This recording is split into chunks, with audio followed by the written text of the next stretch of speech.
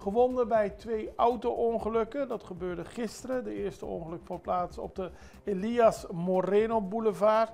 2 voertuigen knalden tegen elkaar, een SUV en een fiets. Ook reed een van de auto's daarna tegen een lantaarnpaal. Dat resulteerde in een aanrijding met een greppel. En de bestuurder van de fiets liep een hoofdwond op en moest naar het CMC. Later, op de Amandelweg, was er een ongeluk op de kruising met de Druifweg en de Koraalspechtweg.